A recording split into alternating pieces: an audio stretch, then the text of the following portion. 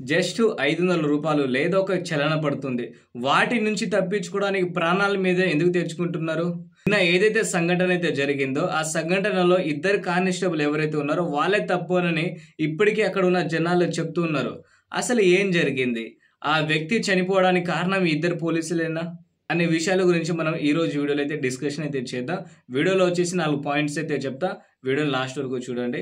అలాగే మన ఛానల్ని చూసే కొత్తగా అయితే ఉంటారో వాళ్ళైతే తప్పకుండా మన ఛానల్ అయితే సబ్స్క్రైబ్ చేసుకోండి.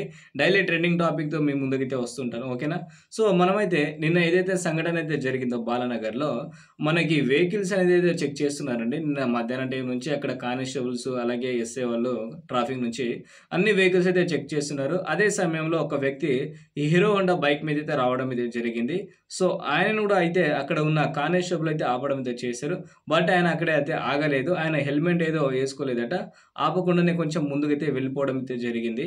సో వెళ్ళిపోతున్నప్పుడు వెనకాల ఇంకొక కానిస్టేబుల్ బండి తీసుకుని ఆయన అయితే ఫాలో అయితే చేస్తున్నాడు. ఏమైనా అనుమానాస్పదమో ఏదో తెలియదు కానీ ఆయనకైతే ఫాలో అయితే చేస్తున్నాడు. ముందు వెళ్తున్న వ్యక్తి కూడా వెనకాల కానిస్టేబుల్ని చూసి కొంచెం బైక్ అయితే స్పీడ్ అయితే తోలడం అయితే జరిగింది. ముందున్న ఒక బస్ అయితే వెళ్తుంది. ఆ బస్ను వచ్చేసి ఓవర్టేక్ చేద్దామని మనోడైతే అనుకున్నాడట. సో ఆ ఓవర్టేక్ కాస్త వచ్చేసి కొంచెం కంట్రోల్ తప్పిన తర్వాత బస్ కిందకి అయితే పడిపోయిండు. ఆ పడిపోయిన తర్వాత వచ్చేసి బస్ అనేది తన మీద నుంచి వెళ్ళిన తర్వాత అక్కడికక్కడే స్పాట్గా వచ్చేసి చనిపోవడం అయితే జరిగింది. సో ఒక్క విషయం మీకు అయితే చెప్తా. పడితే ఒక రూ. 500 ఫైన్ పడుతుందా? లేదా ఒక చలానా మీరు ఎప్పుడైనా కట్టుకోవచ్చు కదా, అప్పుడే కట్టాలని ఏం లేదు కదా. దాని నుంచి తప్పించుకోవడానికి ఎందుకు ఇంతలాగా?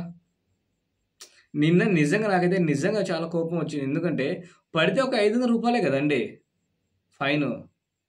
దాంతోటి ఇంకో విషయం చెప్పాలి. కానిస్టేబుల్ ఎవరైతే ఉన్నారో వాళ్ళు కూడా రైట్ అని కాదు. నేను ఒక మాట చెప్తా. ఎందుకంటే మహా అయితే ఇప్పుడు ఆయన వెళ్తున్నాడు. ఆయన నార్మల్ పర్సనే కదా, ఏమైనా టెర్రరిస్ట్ కాదు కదా.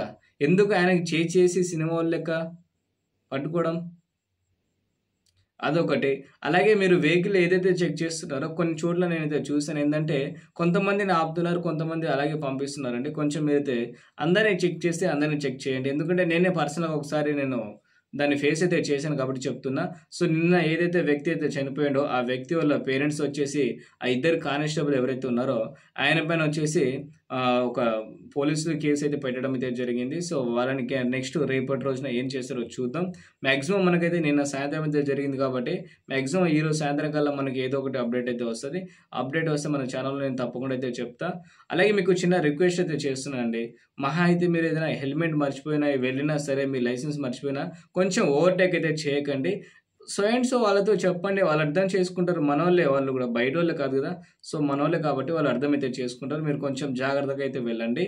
అలాగే మీరు పోలీస్ అన్నోళ్ళు కొంచెం చూసి మా వోళ్ళని చూడండి కొంచెం. ఎందుకంటే మీరు ఆయన వెనకాల చేసేసారు. మీరు ఏదో చేస్తున్నారనే భయంతో మనోడు కొంచెం ముందుకైతే వెళ్ళిండు.